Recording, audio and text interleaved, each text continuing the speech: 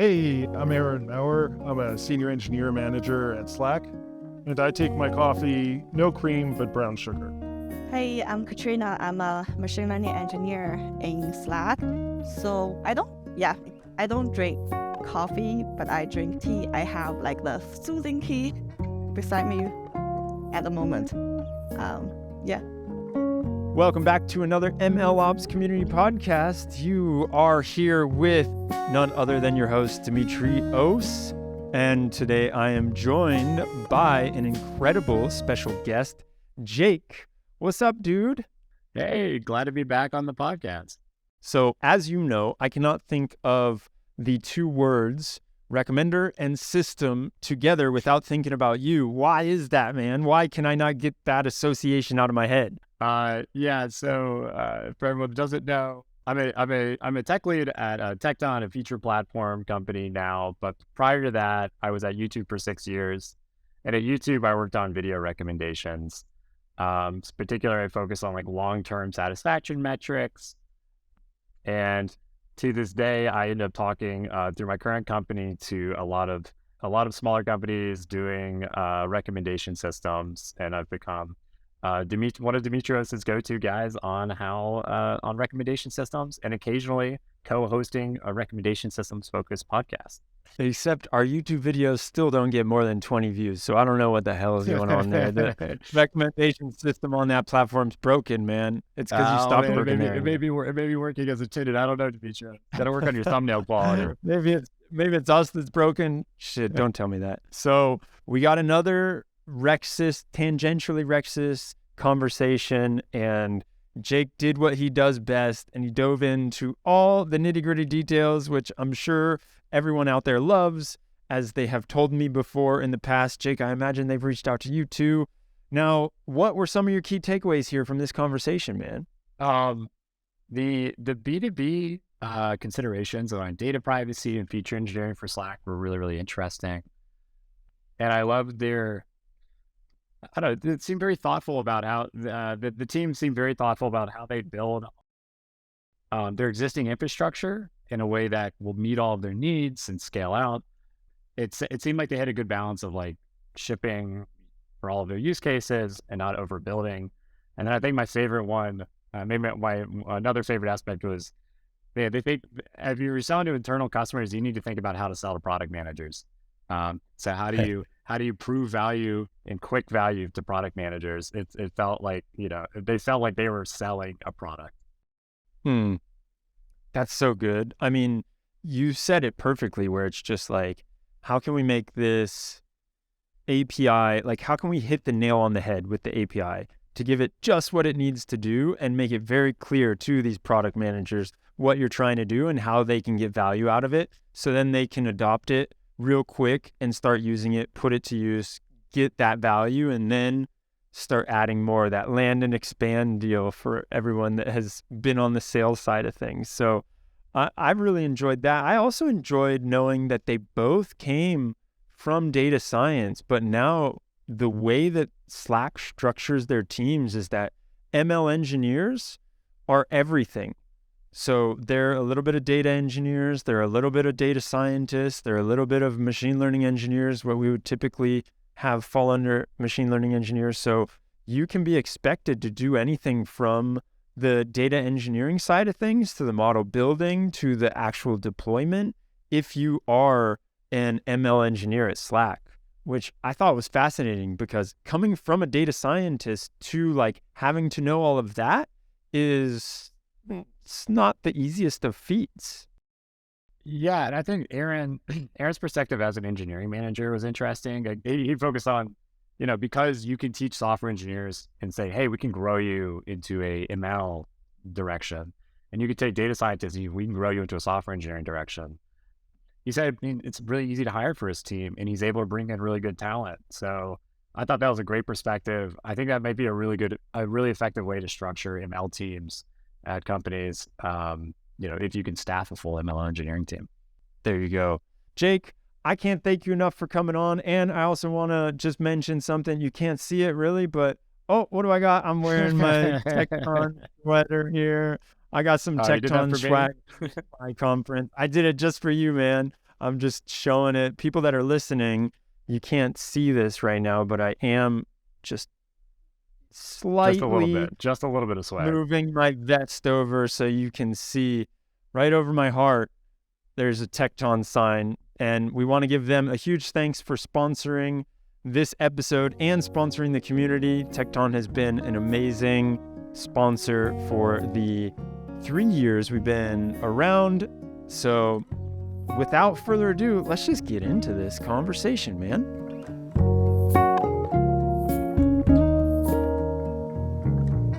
So one thing that is going to be confusing for the whole time that we're talking, whenever you all refer to Slack, I am going to instantly think about the MLOps community Slack, because whenever I say Slack, that's instantly what I think about. However, in this specific appearance, we have two of the employees of Slack. So when you talk about Slack, you're talking about working at Slack. So Katrina and Aaron, it is a pleasure to have you both on here. How you all doing? Yeah, thank you, Demetrius. I'm doing great, and then super excited to join this podcast. Like I've known about this community for a while, and then you're doing a great job just educating people about MLOps. Oh, you're too kind. And Aaron is joined by his little offspring that just appeared in the world. Yeah, it's great to join you all. I'm on a 4-month stint of parental leave right now, so it's nice to take a break from tending to Caleb's diapers to come chat about ML. And Caleb probably has lots of opinions too, and you may hear him cry 'em out once in a while. Oh, I love that. Well, so I think this conversation originally got kicked off because you all wrote an incredible blog post around recommenders and search, I think, when it comes to Slack, and how you all are doing that at Slack. Maybe we can just go over that real fast, and then we'll dive into some of the specifics. Yeah. I can give like a brief introduction to it. So that whole sort of article and technical stack and grew out of what started as sort of a recommend API, where I think, a lot of times at companies, there's maybe a couple really high value recommenders that you have sort of bespoke things for. Like, when I was back at Airbnb, like we had a recommendation page for listings with similar listings, where it was sort of, that was a one-off, and you didn't have to make repeatable infra or anything for it. But at Slack, sort of what we found ourselves doing is there's a whole slew of different situations where you want to recommend users or channels in some context. Like there's 100 different products you can kind of set up that follow basically that framework. So we kind of started thinking, well, how can we make this generic, both in terms of like how we present it to other teams at the company and how we kind of serve the stuff on our back end. So we started out with sort of having an API where other teams could start calling these recommenders in a generic way. And over time, the team built out this like really, I think, pretty complete suite of tools to like build new recommenders, train models, get training data. It's sort of like the full stack of recommendation.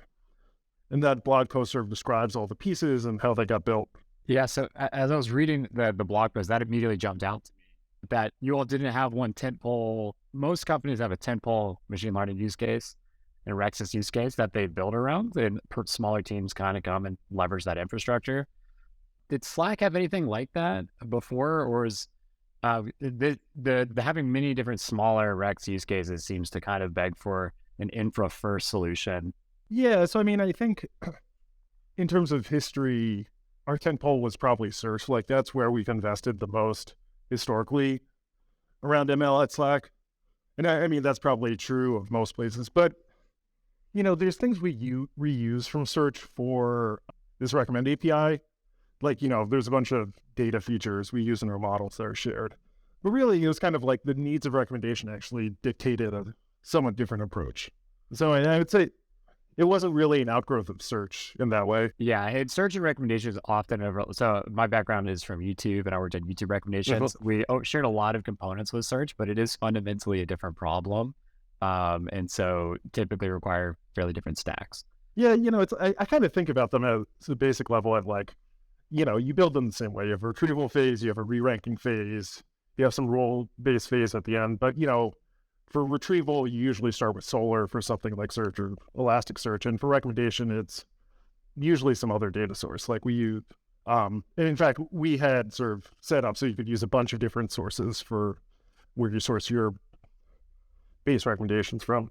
Can you talk a little bit about the genesis of this framework or of this system? So was it you all had search and you had all these other ideas for smaller recommendation use cases, but no solutions in production, and you wanted to build out one piece of common infra, and so there was a grand vision, or did the story play out some other way? The original genesis of it was an engineer named Renaud who has since left. But I mean, it's basically, he had sort of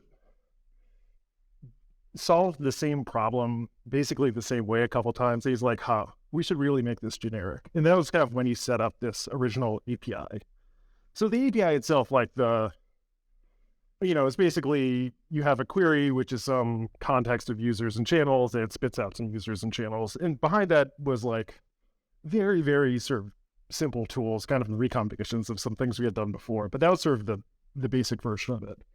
And I think we've kind of built and expanded on that because like one thing we found we need to do is when partnering with other teams in the company, we need to make sort of the interface with which they interact with us like really simple. Like, if you start throwing around talking about embeddings or machine learning models, that can kind of throw people off. But if you just say, hey, here's an API, here's a basic idea of what you send us as query, we'll do the rest and send you back good recommendations. I think that made it very easy to start onboarding other teams. And that allowed us to sort of start building back from that basic API. Okay, so the special sauce here, and maybe for other ML infra teams, having a simple firm API, and then behind that you start simple, and then it sounds like you all built up complexity and sophistication behind that very simple API over time. Yeah, like we had this product called Parsec, which is sort of embedding nearest neighbor lookup. So you could we had embeddings of users and channels based on their semantic content, and you could say hey, here's a channel, give me semantically similar channels. And to ML people, I think that's fairly straightforward. But when you start talking about cosine similarity and embeddings to your average back-end engineer or front-end engineer, they're I don't know what the hell this is. So, teams kept coming to us saying hey, we want this sort of ML-ish use case, and be oh yeah, well, here's Parsec, here's embeddings, here's, how you do nearest neighbor search. And they're I'm just going to go do something else. That seems hard. And just when we distilled it down to this recommend API, I think it became a lot easier to, partner with other teams and deliver stuff. Wait, can we pause there for a second? Because if I'm understanding this correctly, you had teams that were coming to you with asks and they didn't realize it was really machine learning. And then if you would go back to them and say yeah, we can do all this complex jargony stuff, they would be I don't know what that means. And does that even accomplish my problem? I don't know. But then when you go back to them and you say, hey, look, here's this simple way of fixing it with a recommender system that we all understand what that is, more or less, then they were on board and they were interested. So it was almost like that translation layer, or you both had to be speaking the same language before anything could get done. Yeah, I mean, I think that was it, honestly. I mean, it was often teams, maybe an engineer who was trying to prototype something out and had a generic idea. But it was definitely exposing the complexity of our profession kind of made it a lot harder to partner with people while, distilling it down to the thing they actually cared about. Definitely that helps ease the partnering. I kind of just wanted to add that we also worked with PM from other teams a lot. And then with this recommend API, it's just really fast to bootstrap new recommenders. So within a week, we can just add a new recommender. And then we also have a test page where people can just test the results. So PM can, even though they don't know about ML, embedding, all those kind of things, they see the results. And then it's much better than heuristics. They may have some heuristic in their mind, and then it's just much better than they expected. Then they are kind of having more trust with working with our team. It's just this iteration, and then it's also very easy. Just if they are not happy with some of the results, we can just iterate really fast, and then just by changing feature weights and stuff like that. Yeah, just like better collaboration with other teams, I guess. Go ahead, Aaron. Oh, yeah, I was just going to say, like, having an API was also sort of branding. Like, APIs sound like they're entirely self-serve, and that makes it mean like, oh, yeah, other teams can just come and the ML people sort them out. It's not quite that, but like over time, we've iterated to, it's not quite self-serve, but it's pretty damn close. And that, I think, like Katrina said, is a really good selling point. Well, it also sounds like by having an API, a firm API like this, you make the integration cheap for the other team. So it sounds the three things, Katrina, I think you hit on right there were easy integration allows users to, or allows like your potential customers, your internal customers, to try this with like minimal risk. Your iteration cycle, that's kind of more of an internal thing to your team, right? So your ability to iterate and try other ideas. And then you mentioned that like it's pretty quick for you all to start. I think you call these sources. So whenever it's a new use case, you call it a source.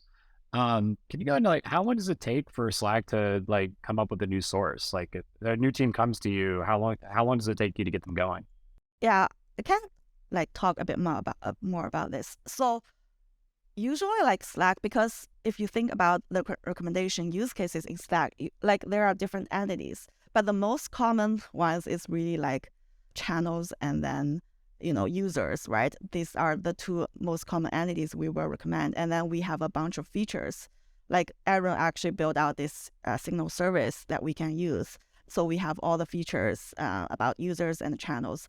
And then for use cases, like for a new source, which is a new use case, we usually just need to adjust like what features we're going to use, how much weights, like we also start with a hand-tuned model. We can dive into that later, and what weights we assign to each feature, and then also like the fetching. Like the first stage is always fetching the candidates, and then maybe we are going to use different fetchers. So these are maybe the fetcher and then the features. These are two most common things. We just need to think a bit more about each use case. All of your feature engineering is already done. And I believe sounds like the Slack candidate generation problem is relatively simple usually, because you should just be able to hit like an operational database and get a list of users in this account. Yeah, it sort of varies. Like a very common one is like, hey, take all the channels I'm a member of. That's like a pretty simple one. But, in some cases, like you want to do discovery, and then it's like, okay, we could start with every channel on the team, but that's impractical for a lot of bigger teams.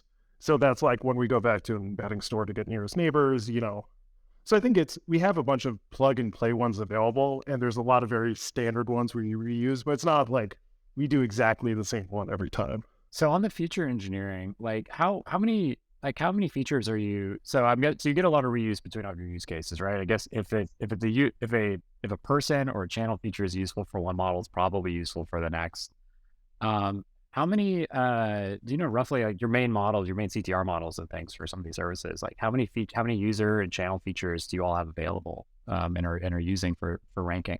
There's probably tens, hundreds, thousands. Hundreds. I mean, I would say there's hundreds. But in practice, I think it's usually most models maybe need a couple dozen, and we could probably get down to just a couple dozen across all our models that are like really making a big impact. Does that sound right to you, Katrina? Yeah, I agree. And a lot of them are going to end up being redundant. So something I want to put a pin in the hand-tuned, starting with the hand-tuned model and iterating from there, because I think that's super interesting about your approach. Yeah, I love that. That makes a lot of sense, and I think more teams should adopt. But first, we talked a little bit before the show about data privacy and how that's so important to Slack. Is that relevant to the feature engineering and the feature serving component, or is that more relevant on the back end and like model training? Like how do you all think about that? Yes. I mean, it's important to both. I think the biggest one is like, you have to keep in mind at a place like Slack, it's hard to imagine how the value we can create with ML would outweigh the value we could destroy if we leak customers' data. I mean, teams like their most important data is in Slack, like business communications, everything. So like things we do which would leak that data are not even worth considering. So kind of starting from the ground up, when we think about designing features, we have to think about like privacy. So the first of those is like anything where we're dealing with like customer text data, the things you write into Slack, we have to be like really, really careful about. And The short answer is we usually avoid building from features from those, and instead sort of focus on like your interactions in Slack. We'll focus on like, hey, what's the web of channels and users who work together more than like the semantic contents, for instance. That's a big one that kind of factors into our feature creation. And then in model training, similarly, we need to make sure any models we train aren't somehow learning the actual content of your data in a way that might leak to another team. So like usually we sort of have this level of separation between like the underlying like message data, for instance, and the models we train so that, we're not, we don't have to risk a model potentially memorizing something you shared in Slack and then regurgitating it elsewhere. Yeah, like a relevant example of that might be if you all have like an autocomplete function and that was able to memorize some other companies' jargon or internal messages. Yeah. Is that the right way of thinking about this? Yeah, that's exactly right. So, like usually, like the way we've done autocomplete suggestions so far is we kind of parse out what we think are likely suggestions from just your team's text. And then maybe we have some like high level features about that, like, oh, how many times did this phrase appear? How often have you said it? Things like that factors into whether it appears as a suggestion for you. We don't directly use some like generative model to make those, because that would involve like training directly on team text data. No, that's really interesting. That's probably the most unique. That might be the most unique thing about this Slack recommendations problem that I've heard, because you don't feed raw text or even you're very, very sensitive about what goes directly into your model, because you don't want the model like leaking between the organizations. Yeah. I think probably a lot of other B2B software companies have that concern in some regard. I don't know how it's like Google, for instance, with Gmail deals with it, but it at least should be the kind of concern most people are dealing with to some extent, but it's less of a big deal in sort of the business to consumer world than in the business to business world. The thing that I think is fascinating, going back to what you were saying on these points that you were talking about with like the autocomplete, you can't use these generative models, at least not what I think you can use, or you especially can't like fine tune the generative models. Yeah, Aaron may also know about this better, but I actually talked with like my other teammates about actually training, like fine tune like large language models using our like Slack data. But like at the moment, it's like a no.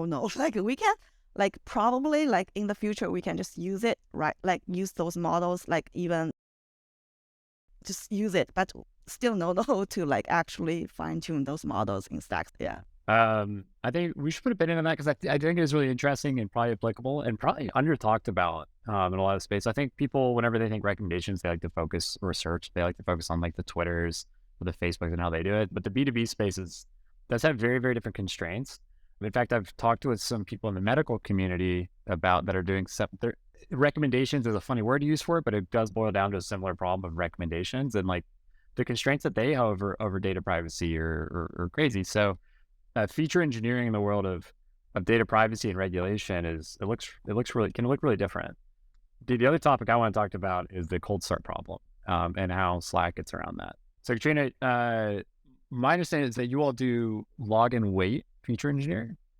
So your feature platform is in an online system, and then you all compute your features online. You log what features were computed, and then you can use those later for training. So that means that you need to start with something that'll make a reasonably good prediction, so that before you have any training data, and can you like, and that's Slack's version of the cold start problem. So can you dig into a little bit of that and why you chose that direction and what you like about it and what you don't like about it? Yeah, I'm actually like I'm also like quite impressive when I joined Slack. Like this is how the team is dealing with cold start problem. It's just like with a hand-tuned model. And then I don't see it mentioned. Like I read like a bunch of like blogs or like ML engineer books. Not a lot of team mention that, or like they kind of mention it implicitly. I think we can start with the heuristic models and then just use that to gather the training data.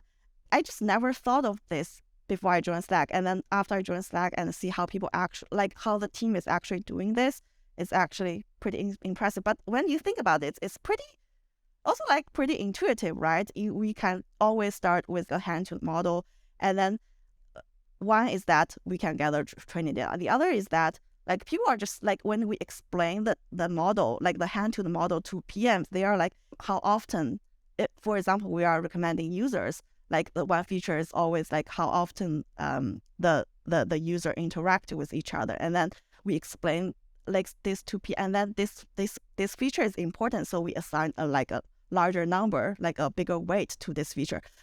And when we explain this to PM, they're just like, they understand it. We don't have to explain like how linear regression, largest regression works, how XGBoost works. They just understand the hand-tuned model, and then they can see the results also is already making sense. And then we will explain this is just our first iteration, and then we will iterate upon that once we have the training data. So the results is supposed to get better.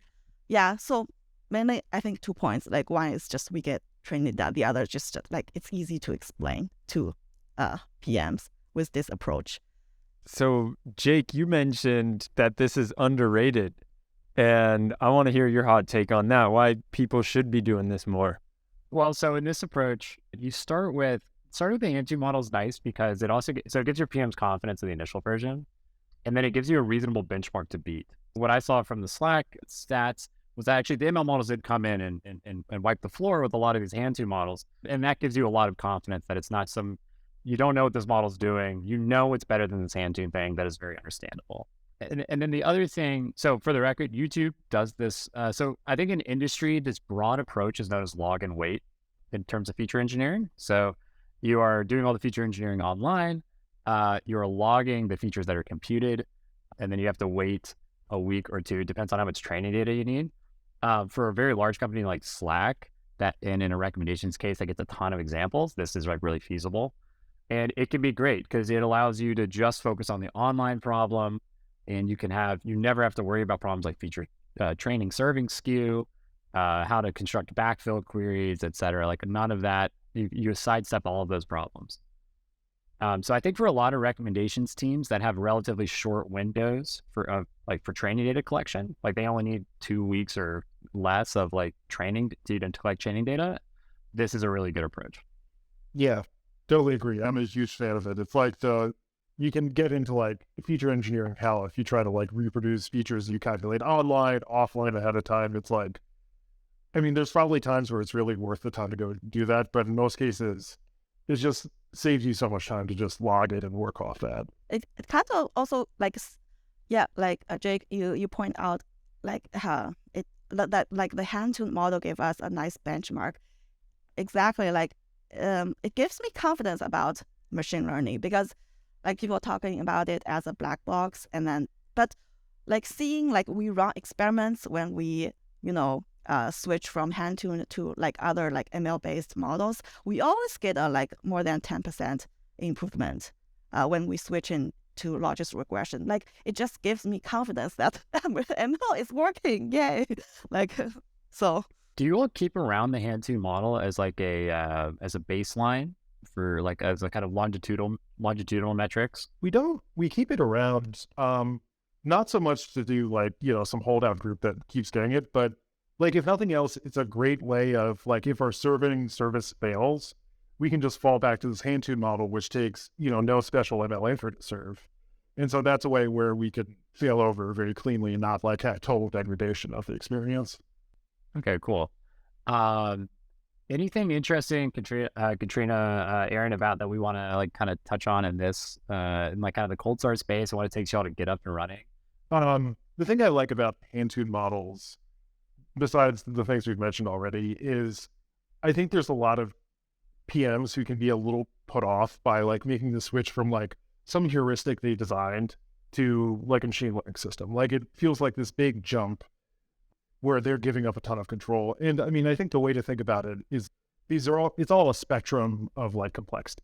A heuristic that they can describe in 3 sentences, a heuristic that takes 3 paragraphs, a hand-tuned model, a model implemented by machine. I think like having that hand-tuned model as a step where they still have a lot of control, but it's the same form as a machine learning model, can often ease teams into the idea that they're using machine learning and relying on something that's a little bit more out of their control. I feel like my product managers I was at YouTube, the most rewarding thing for them is they'd come up with a feature idea for something that just intuitively made sense, and we went and implemented it and stuck it in our model, and then all of a sudden saw a big performance jump. I don't know if that it kind of fits into that. Like product managers love to have the intuitive features and understanding how they impact user experience. Like they go crazy for that. All right, everyone, I just want to jump in real fast because I have a huge announcement. We will be having a part 2 of our large language models in production. The first conference was such a success that we had to follow it up because there were so many incredible speakers that reached out after the first one. I couldn't help myself. So it will be on June 15th, and it is going to be online. So anyone from anywhere can join as long as you can stay awake if you're on the Far East. We're doing it in West Coast times. So you might have to take a few extra coffees that day. But if you thought the first one was good, then boy, are you in for a treat. We have some confirmed speakers already. I'll just go through a list of them. Mate from Databricks, the founder of Databricks and Spark and all that good stuff. We recently just had him on the pod. He's coming back to keynote. You've got Chip Ewan, who is an amazing person and incredible follow on social, sharing so many insights and has been dropping knowledge bombs when it comes to large language models recently. You've also got Scott McKay from Mem.ai. You've got the DeepSpeed team is going to be there from Microsoft. That is pretty epic. And Sahar Moore from Stripe. Another Stripe alumni is Emmanuel Amison. He's formerly of Stripe. Now he's working at one of these large language model companies that you've definitely heard of, but I don't think I can spill the beans on yet. And we've got Lance Martin, Inez from NumberStation, George Matthews from Insight Partners. This is just a glimpse at the whole list. Is even more incredible than this. So go sign up. You've got all the details in the link in the description. Huge shout out to the sponsors, Redis, for showing us some love and making sure that this event happens. Argila, Anyscale, Continual, Chroma. Thank you all. And you can expect all kinds of bad musical improvisations in the breaks like I normally do it. And who knows, I may make that I hallucinate more than ChatGPT shirt available for sale again. Check it all out. Links in the description. We'll see you soon. Okay, so both of you are data scientists turned ML engineers. That's like, are there separate roles for data scientists and ML engineers? And do you all see a lot of data scientists making that transition within the company? So we do have data scientists, but the data scientists at Slack, I mean, maybe very occasionally they'll train some sort of regression model offline or something like that. But in general, like our machine learning engineers on our team are vertically integrated. We do the whole thing. So like Katrina might one day be working on our model serving service, and another day might be, training an actual model that would go into it. And another day might be like programming up the integration where our model API is called from sort of our main monolith. So it's like here it's like ML engineers do the full thing. Also, data engineering, building feature pipelines, training data pipelines, all that. So like our ML engineer fully vertically integrated. So this is crazy to me. You telling me that unicorns do exist, basically, because how are you able to, for the both of you that are in this position, like keep up to date with all of the surface area that you're supposed to be held accountable for? I mean, I think, Katrina probably has a lot of thoughts about this. I would say, from the team's perspective, people do, I think, within that mold specialize to varying degrees. There's some people who really spend more time on the infra. There's some people who spend more time on model training. I think realistically, I don't think you can stay up to speed on every single part of it as an engineer. Exactly. Like I guess for me, because like I was a data scientist, so I usually do more like about exploring the models and then just doing some like data scientist stuff. And then I've always wanted to just dive into like infrastructure a bit more, but our team has like someone who's super great at like setting up, starting a microservice or like, just dealing with GPU infrastructure. It's like super hard to just know everything. So nominally everyone on your team is an ML engineer. But it sounds like maybe people are coming at it from both directions. So you have some software engineers that want to get more into the data science space and the ML applications. And then you have ML engineers who want to run infrastructure and get into production. And then so within a team, all in ML engineers, but there is still some diversity of skill set. Is that kind of how you all are bridging? Yeah, And it sounds like also from a career development perspective, this offers everyone on the team something kind of valuable too. Yeah. Everyone has a direction to grow in. yeah. Okay. For the record, this mirrors my experience. This is what we did at YouTube too. I came in from the software engineering side, so I was stuck with all these former data scientists that were really good at machine learning, and I would help them with like logs and infra. And over time, I would learn more about the data science behind it, and then I would kind of help them in the reverse direction. Well, I think this is a fascinating way to put it together because you have the ability to pair with people on your team that have the strengths where you're lacking. I definitely learned a lot from like the other team member who is doing a lot of like the infrastructure stuff, and then like ops stuff. Yeah, he's the ops guy in our team. Definitely learned a lot. I'm wondering about, because Katrina, you and I were talking about this before we jumped on the call, and it was the idea of the future of ML and how you saw it. And I have a few strong thoughts, but you mentioned in your eyes, where's it going? And maybe you can reiterate what you were thinking. And I know Jake's probably got some and Aaron's probably got some thoughts on it too. Yeah, honestly, like I'm not sure. So the question's for you. I guess I'm interviewing you too. Like, because I just teed it up for me to be interested. You like how I did that? I just gave it to you to ask me the question. Yeah. Yeah, like, so, like, in Slack, I see, like, we have Aaron, I'm not sure if we can talk about this, but we do have, like, worked with a third, what it called? Third party, kind of, like, to serve our models, we do use external service before, but there are, like, comes with a lot of troubles, like, they have to adapt their infrastructure to Slack's infrastructure, and then, like, just, like, especially like Aaron dealt with that a lot, especially when we merge with Salesforce. There's just tons of, I guess, policies to deal with using external services. And then we ended up just like replacing it to our internal, like we build like an internal serving infrastructure, and then we end up just replacing the external service. And then not to mention like the long procedure to just stop the contract is like half a year and 1 year kind of process to even do that. So, and then I see we are like with Slack, they already like this kind of scale of tech company. They already have like a well-maintained warehouse and a lot of infrastructure to support us. So we kind of inclined to just use our internal infrastructure as much as possible. And yeah, that's what I see in Slack. But I think for startups, that might be a different story. But I just cannot imagine like a day like where like this kind of B2B company, like with large scale, we can use like external services like without any concern. Like, like I just still cannot imagine that they come like in next, I don't know, 5 years or I don't know. Yeah. So Aaron's thinking about what part of that is going to get cut out by PR and what part is actually going to be okay for us to have in here. Yeah, well, I guess, I mean, it's definitely like at a big company, there's a whole host of issues with like bringing in, outside companies to provide like ML infrastructure or things like that.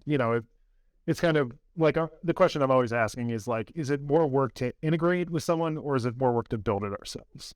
And like with model serving, we kind of concluded at the end of the day, it was more work to integrate than it was to build it ourselves, which, it kind of, as a manager, it frustrates me because like from my point of view, I always want people working on what I'd call like differentiated engineering effort.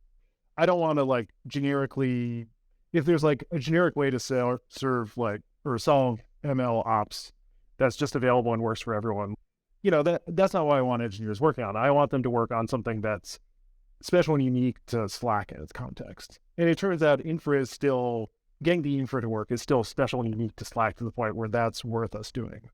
But, like I want us working on specialized stuff. And, for the moment, it's sort of like obviously bespoke models for use cases is one. But, I can even like the open AIs and GPTs of the world suggest like, hey, maybe even bespoke models isn't differentiated work in the future at some point. I don't think that's ever really going to fully happen, but it is it's an interesting question looking forward. What I think Bezos gave that famous talk about how you want to do only what makes the beer taste better and then not worry about the rest, right? When he was talking about why everybody should be using AWS.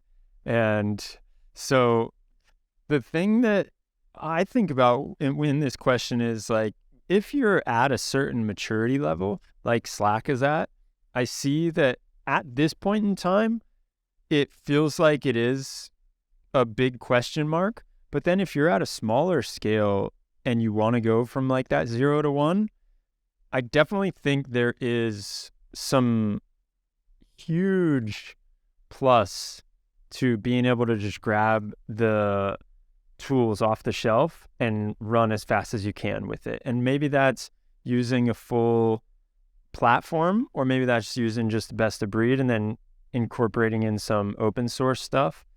And what I really am interested to see, like you were talking about, Katrina, in the next 5 years is if we look at like the Kubernetes space, it has just blown up more and more. Each year, there's more tools and more projects that are coming onto the Kubernetes ecosystem.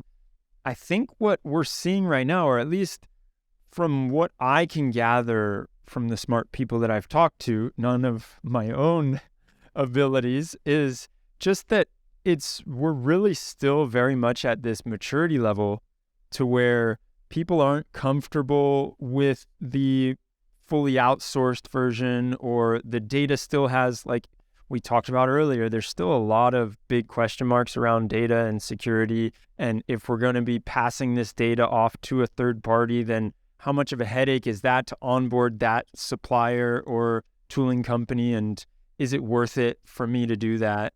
And then if you think about, okay, well, if we're at that maturity level, and then you also look at everyone's got their own stack and there's not necessarily the most mature integrations between the tools yet, because it's not super clear that like 90% of people are using XYZ stack, then you get this headache. And that's kind of my view on it. I just feel like if we give it more time, we'll start to see the maturity will happen. And like I feel like we're seeing right now with the data engineering space, right? Like data engineering, I feel like was very much at this level that we're at right now, maybe 3-4 years ago. And it feels like people are picking up in their wants and needs for using data engineering tools. That's kind of my view on it, but we saved the best for last. What do you got to say about this, Jake? Yeah, full disclosure, I work at an MLOps. I work at Tekton, which is a featured platform, MLOps company. So my take on this is definitely colored by that. I think the AWS analogy is very apt. MLOps space it's still pretty immature. So this would be like building on AWS when AWS was brand new and didn't have all of the bells and whistles that it has today. So, you're debating between going on-prem or on this very immature cloud product.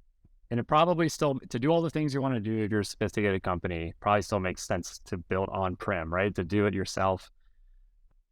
But as the cloud provider, in this case, as MLOps gets better and the tools get more mature, you're going to start having harder and harder trade-offs to say, hey, I just want to focus on my business. I just want to focus on my business problems, like our differentiators. I don't want to have to reinvent this thing that's been done multiple times. I also want to be able to hire in people that have expertise in this framework, not my just bespoke Slack version or, whatever, or, on-prem version of whatever this is. But I think right now, for a lot of companies, if you have a good, strong engineering team and you have the resources that, like you already mentioned, you already had all these things that you were just layering on a thin layer on top of. Not all of those companies need ML, to go out and buy MLOps top to bottom. In a few years, that might look really different. Once these products all really mature and they're easy to integrate and they do all the things that you want, and they can allow you to build everything. or just focus on your problems. Now, for some companies that don't want to have to go do that reintegration or are ready to integrate and pay that cost now and don't want to have to rebuild things later and are thinking they're small now and they want to grow into this and to grow into that investment, those are early adopters on ML ops. I think it starts making a lot of sense for, or even today. The thing I think about a lot is like, unless you're at a very weird company, like ML is like a very small portion of the total like engineering at a company. The difficulty we found is we had to have our tools be able to layer on top of all our other engineering requirements, which were built without much interest or thought towards what made sense to ML. And that sort of felt like the primary difficulty. So if we can sort of solve that problem where like these things layer in cleanly, I think, like companies, we'd love to spend less time on ML ops and more time on solving business problems with machine learning. But that's the sort of the river that needs to be crossed from my point of view. And it's kind of like what I always think about that it seems to pop up a lot is like experimentation. From our point of view, like running an experiment is measuring the business impact of a model change through like a generic experimentation platform for our company as a whole, mostly used by non-ML people. But then I should preface here, I am an advisor to one of the companies trying to build an experiment platform. But then I always see like ML ops companies come in and like offer their own brand of experimentation management that's sort of separate from that. And that's one of these areas where it feels like, again, it's difficult to layer in cleanly on top of the more generic engineering and product problems across the company. Yeah, the really tough thing about an experimentation platform in particular is that it's such a deep integration into your system. Yeah. Like it has to touch production and data metrics and the whole stack. So I think that's something that Google did bespoke, and it was still not great. And I think every company, I think most companies that I talk to kind of roll their own version of the experimentation platform. Yeah.